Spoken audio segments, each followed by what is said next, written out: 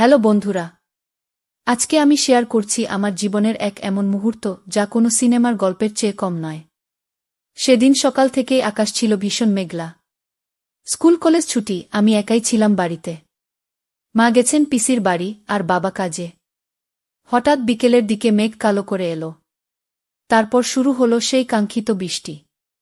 আর ঠিক তখনই দরজার বেল বাজল। আমি একটু অবাক হয়েই দরজা খুললাম, দেখি পাশের বাড়ির সৌরভদা ভিজে একাই। ভেতরে আসব। ওর কণ্ঠটা ছিল একটু কাঁপা কাঁপা। আমি কিছু বলার আগেই সে জুতো খুলে ভেতরে ঢুকে পড়ল। এরপর যা হলো সেটা আমি আজও ভুলতে পারিনি। আমি ওকে বসতে বললাম। ঘরের মধ্যে বৃষ্টি ভেজা শরীরটা একটু অস্বস্তিকর দেখাচ্ছিল। তোর তো ঠান্ডা লেগে যাবে বলেই আমি টাওয়েল নিয়ে এলাম। সৌরভদা চুপচাপ বসেছিল। আমি নিজেই ওর কাঁধে টাওয়েলটা চাপিয়ে দিলাম। টাওয়েলটা ধরতেই ওর আঙুল আমার আঙুল ছুঁয়ে গেল। এক সেকেন্ড, শুধু এক সেকেন্ড, কিন্তু সেই ছোঁয়া যেন সারা শরীরে কেঁপে উঠল। চা বানিয়ে দিই, আমি ভেঙে দিলাম নিস্তব্ধতা। হ্যাঁ প্লিজ গু। ওর গলায় কেমন একটা নরম অনুরোধ ছিল।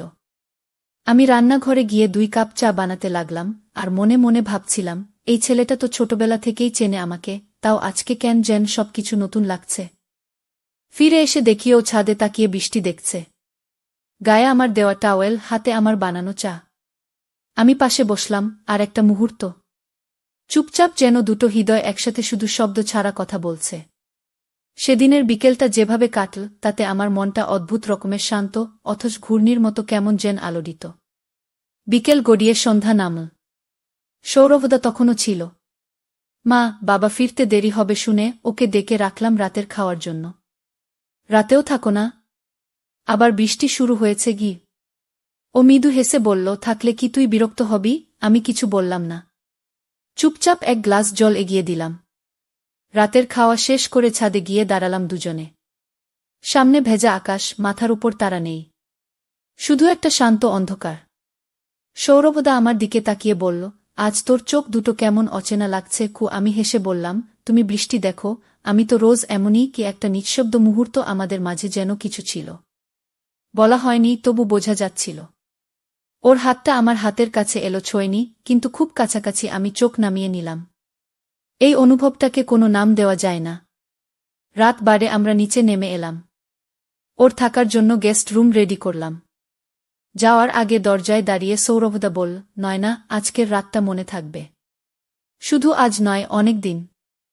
পরদিন সকালবেলা আমি রান্নাঘরে, সৌরভদা তখনও ঘুমোচ্ছে। হঠাৎ রীতা বৌদি এসে হাজির।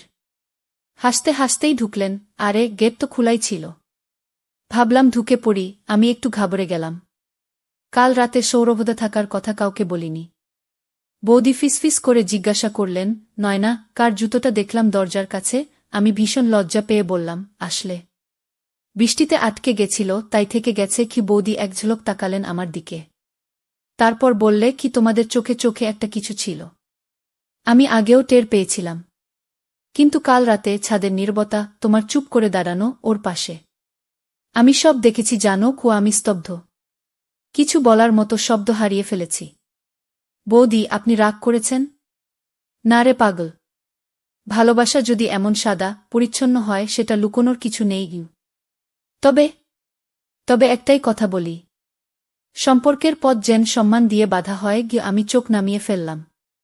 হঠাৎ মনে হচ্ছিল বৌদি যেন একদিকে বড় আপু, আবার একদিকে মায়ের মতো। ঠিক সেই মুহূর্তে ঘর থেকে বেরিয়ে এল সৌরভদা। আমাদের দুজনকে একসাথে দেখে একটু থমকে গেল। বৌদি হেসে বললেন, শুভ সকাল দুলাভাই। তিনজনের মাঝে ছড়িয়ে পড়ে একটুকরো খুশির বৃষ্টি। সেদিন দুপুরে রীতা বৌদি আবার এলেন। হাতে হালকা কিছু খাবার, মুখে রহস্যময় হাসি। চলো না, আজ একটা ছোট প্ল্যান আছে গু। আমি অবাক। কি প্ল্যান? বৌদি মুচকি হেসে বললেন, তোমরা দুজন আর আমি, আজ একটা ছোট খোলামেলা কথাবার্তা হবে গু। আমরা তিনজন বসলাম আমার ঘরে। বাইরে তখন হালকা বৃষ্টি। দরজাটা বৌদি নিজেই টেনে দিলেন, যেন সেই মুহূর্তটাকে একটু নিরাপদ ও ব্যক্তিগত করে তোলা। বৌদি বললেন, আমি অনেক কিছু বুঝি, কিন্তু আজ চাই তোমরা নিজের মুখে বলো। এই যে বন্ধুত্ব, ভালোবাসা, বিশ্বাস, এসব কোথা থেকে শুরু, কোথায় গিয়ে দাঁড়িয়েছে? আমি আর সৌরভদা দুজনেই কিছুটা চুপ। কিন্তু বৌদির মুখের স্নেহ, চোখের মমতা আমাদের মুখ খুলে দিল।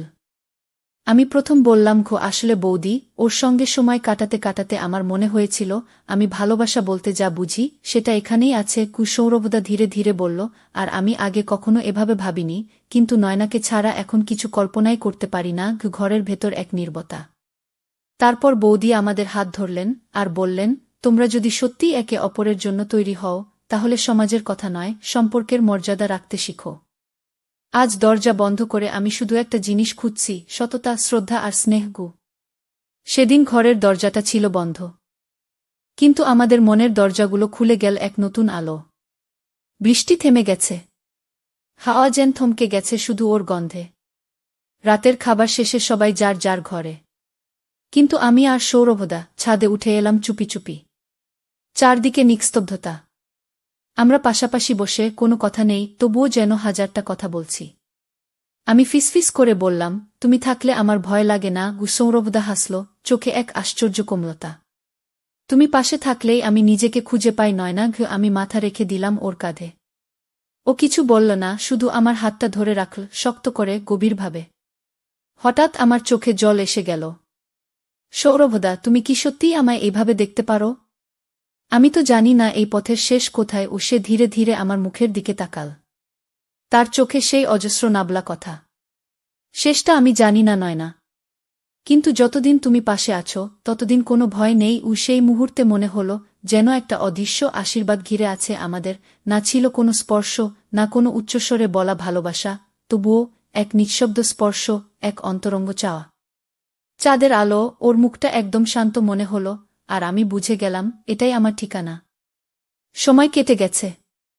আমাদের সেই ছাদে বসা, কাঁধে মাথা রাখা, চোখের ভাষায় বলা কথাগুলো, সবকিছু আজও আমার মনে গেঁথে আছে। সেদিন সকালে রীতা বৌদি এসে বললেন, আজ আমি এক কাজ করেছি। সৌরভকে ওর বাড়ি না পাঠিয়ে আমাদের সঙ্গে থেকেই যেতে বলেছি। আমি অবাক। কিন্তু বৌদি, সবাই কি বলবে? বৌদি মুচকি হেসে বললেন, কে কি বলবে সেটা নয়, তুমি কি চাও সেটাই আজ সবচেয়ে গুরুত্বপূর্ণ। সেদিন বিকেলে সৌরভদা এল এক গুচ্ছ গাঁদা ফুল হাতে। চুপচাপ আমার সামনে দাঁড়িয়ে বলল, নয়না, তোকে আমি কোনো প্রতিশ্রুতি দিতে পারি না, কিন্তু একটা কথা বলতে পারি, আমি চিরদিন তোকে এইভাবেই ভালোবাসতে চাই। সমাজ, সম্পর্ক, সময়, সব পেরিয়ে শুধু তুই আর আমি। আমার চোখে জল চলে এলো।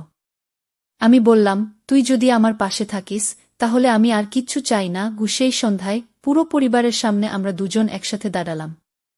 রীতা বৌদি আমাদের দুজনের হাত এক করলেন। আজ থেকে তোদের সম্পর্ক শুধু মনে নয়, সমাজেও পূর্ণতা পাবে। ঘরে তখন সকলে ছিল। কেউ চোখে জল নিয়ে হাসছিল, কেউ শুধুই তাকিয়েছিল। আর আমি শুধু অনুভব করছিলাম, আমার জীবনের সবথেকে সঠিক সিদ্ধান্ত এটাই। আমি তাকেই বেছে নিয়েছি, আমার সৌরভদা, আমার প্রথম ভালোবাসা। তো বন্ধুরা, ভিডিওটি ভালো লাগলে কমেন্টে জানাবেন। এই রকম ভালোবাসার গল্প শুনতে চাইলে চ্যানেলটা সাবস্ক্রাইব করুন এবং পাশে থাকুন আর আপনার বেল আইকনটা বাজিয়ে রাখুন, যাতে নতুন ভিডিও আপলোড করা মাত্র আপনারা দেখতে পারেন।